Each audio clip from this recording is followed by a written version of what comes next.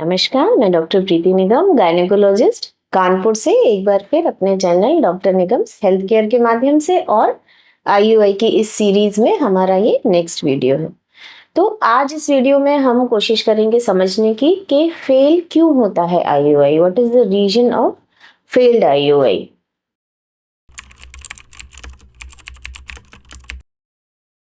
तो जैसा कि मैंने आपको अपने पिछले वीडियोस में बताया है कि आईयूआई में हम जो आपकी नेचुरल फर्टिलाइजेशन और इम्प्लांटेशन की प्रक्रिया है उसी को थोड़ा सा तेज करते हैं। हम उसमें ज़्यादा इंटरफेरेंस नहीं करते हैं। पेशेंट के हम जो है एग्स बनाते हैं, यूट्रस की परत बनाते हैं और उसका जो ओव्यूलेशन है वो अपने हाथ में ले लेते हैं। हम इंजेक्शन लगाते हैं, उस टाइमिंग को हम कंट्रोल करते हैं जिस टाइमिंग पे ओव्यूलेशन हो, और उस टाइम पे हस्बैंड के सीमेन में से अच्छे से स्पर्म लेके यूट्रस में डाल देते हैं और फिर हम वेट करते हैं प्रेगनेंसी का। लेकिन जैसा कि मैंने आपको बताया कि इसका सक्सेस रेट जो है कम है और आईयूआई जो है बहुत बार फेल हो जाता है। तो आज हम कोशिश करते हैं जानने की कि क्यों हो जाता है फेल आईयूआई। सबसे पहला जो रीजन हमको समझ में आता है वो है कि जैसे अगर पेशेंट को पीसीओ है, अगर पीसीओडी का पेशेंट है तो उसके एग्स की जो क्वालिटी होती है वो अच्छी नहीं होती है। बहुत सारे एग्स होते हैं, बहुत सारा इकट्ठा होते हैं और लेकिन बहुत अच्छी क्वालिटी के एग्स जो है वो नहीं होते हैं। तो बहुत बार अगर पीसीओ में हम लोग जो है एग्स बनाने की कोशिश करते हैं, प्रेगनेंसी की कोशिश करते हैं, तो उतनी अच्छी क्वालिटी का एग नहीं बन पाता है और आईयूआई फेल हो जाता है। कई बार जो है वो पेशेंट प्रेग्नेंट हो जाता है, लाइन आती है प्रेगनेंसी टेस्ट में, लेकिन उसके बाद जो है वो अच्छे से प्रेगनेंसी ग्रो नहीं कर पाती है और प्रेगनेंसी एक बायोकेमिकल प्रेगनेंसी बन के रह जाती है। यानी कि प्रेगनेंसी टेस्ट तो आपका पॉजिटिव आया मगर आगे बच्चा ग्रो नहीं किया। तो ये एक रीजन हो सकता है। सेकंड और जो सबसे इंपॉर्टेंट मैं कहूँगी रीजन होता है वो होता है एज ऑफ द पेशेंट। अगर एज पेशेंट की ज़्यादा है तो उसको नेचुरल कंसीव करने में भी प्रॉब्लम होती है, आईयूआई में भी और आईवीएफ में भी। अगर पेशेंट की एज जो है वो 35 ईयर्स के अराउंड है तो जो है आईयूआई का सक्सेस रेट है वो 10 से 15% के बीच में ही रहता है, और अगर 40 की एज के आसपास पेशेंट आ गई है तब आईयूआई का भी सक्सेस रेट 4 से 5% के बीच में रह जाता है।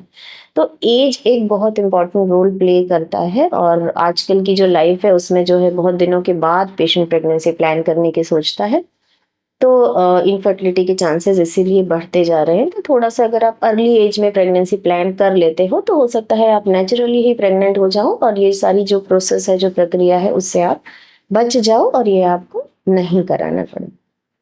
तीसरा जो रीजन फेल्ड आईयूआई का हो सकता है वो होता है हस्बैंड का स्पर्म क्वालिटी। एक्चुअली जो हम लोग आईयूआई करते हैं उसमें बहुत बार इसलिए भी करते हैं कि मेल फैक्टर है, माने हस्बैंड के स्पर्म की काउंट कम है या उसकी मोटिलिटी कम है। तो जब काउंट और मोटिलिटी कम होती है तो क्वालिटी भी कभी कभी डाउन मिलती है। तो हम जितनी भी कोशिश कर लें मगर उस क्वालिटी का स्पर्म नहीं बन पाता है, उतना अच्छा फर्टिलाइजेशन और इम्प्लांटेशन नहीं हो पाता है और आईयूआई फेल हो जाता है। बहुत सारे पेशेंट्स में जो है वो हार्मोनल इम्बैलेंस रहता है। अगर हार्मोनल इम्बैलेंस है तो भी आईयूआई फेल हो सकता है। प्रोजेस्टेरॉन का जो कंसंट्रेशन है अगर आपकी बॉडी में कम है तो इम्प्लांटेशन ठीक तरीके से नहीं हो पाता है। हम लोग हर आईयूआई के बाद जो है वो एक ल्यूटियल फेज सपोर्ट देते हैं, यानी कि प्रोजेस्टेरॉन देते हैं पेशेंट को रेगुलरली, ताकि इम्प्लांटेशन अच्छे से हो जाए और प्रेगनेंसी ग्रो कर सके। मगर तब भी कई पेशेंट्स में वो पूरा नहीं पड़ पाता है और इस कारण से प्रेगनेंसी नहीं हो पाती है और आईयूआई फेल हो जाता है। कई बार क्या होता है कि हम लोग जैसे एग बनाने के लिए दवा देते हैं, परत बनाने के लिए दवा देते हैं, मगर एग्स बन जाते हैं और बच्चेदानी की जो परत है वो अच्छी तरीके से नहीं बन पाती। एक्चुअली जो एग है वो एक बीज की तरह होता है और जो परत है वो मिट्टी है जिसमें जो है एम्ब्रियो को इम्प्लांट होना है। तो अगर परत अच्छे से नहीं बनती है तो उतनी ब्लड सप्लाई जो है वो यूट्रस में उस मिट्टी में नहीं आ पाती है जिससे कि वो उसको नरिश कर सके एम्ब्रियो को। तो जब फर्टिलाइजेशन के बाद एम्ब्रियो वहां आता है तो नरिशमेंट नहीं मिल पाती है। परत ना बनने के बहुत सारे रीजन हो सकते हैं, ट्यूबरकुलोसिस हो सकता है, इन्फेक्शन हो सकता है, हार्मोन का इम्बैलेंस हो सकता है, वो एक अलग अपने आप में बड़ा टॉपिक है। मगर ये समझने की बात है कि अगर परत नहीं बनती तो आईयूआई भी फेल हो सकता है। इवन परत जो बनना है वो आईवीएफ में भी बहुत इंपॉर्टेंट है। आप एम्ब्रियो को इम्प्लांट करते हो पर अगर परत नहीं बनती है तो आईयू और आईवीएफ आपके दोनों फेल हो सकते हैं।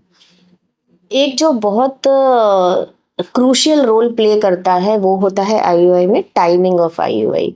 मतलब आपका जब एग बन रहा है, आप इंजेक्शन दे रहे हो उसको रप्चर होने के लिए, उसके कितने घंटे के बाद आप आईयूआई कर रहे हो, और सीमेन सैंपल जब हस्बैंड ने दिया है वो लिक्विफाई हो रहा है तो उसको कितनी देर में आप प्रिपेयर करके अंदर डाल रहे हो। ये दोनों टाइमिंग्स जो है आईयूआई में बहुत इंपॉर्टेंट होती हैं। अगर सीमेन सैंपल रखा हुआ है और प्रिपेयर करने के बाद काफ़ी देर हो गई उसको डालने में, तो स्पर्म डेड हो जाते हैं और फिर वो उस लायक नहीं रहता है सैंपल कि जो है आपको प्रेगनेंसी दे सके।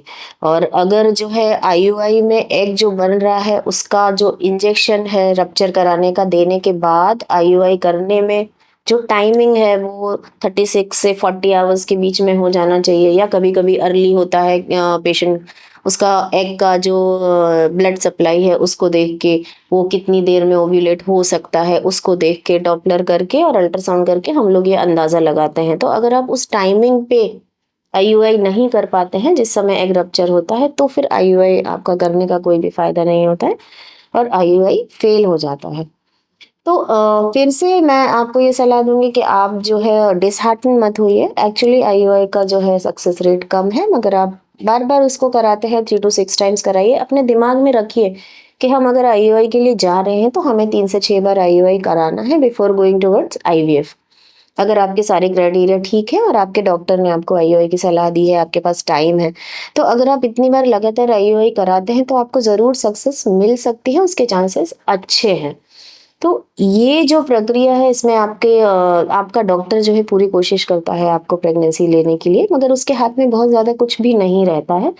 तो इसलिए प्लीज़ अपने डॉक्टर को ट्रस्ट कीजिए, उसके ऊपर दोष मत दीजिए। हमें पता रहता है इनफर्टिलिटी का पेशेंट जो है बहुत स्ट्रेस में रहता है, बहुत परेशान रहता है, मगर आपको ट्रस्ट करना पड़ेगा, तभी आपको जो है हम लोग आगे कोशिश करके प्रेगनेंसी दे सकते हैं, या फिर हम लोग उसको आगे सलाह आपको दे सकते हैं कि भाई इस कारण से अब नहीं हो रही, हम इतनी बार कर चुके हैं, तो फिर आपको आगे की तरफ जाना चाहिए।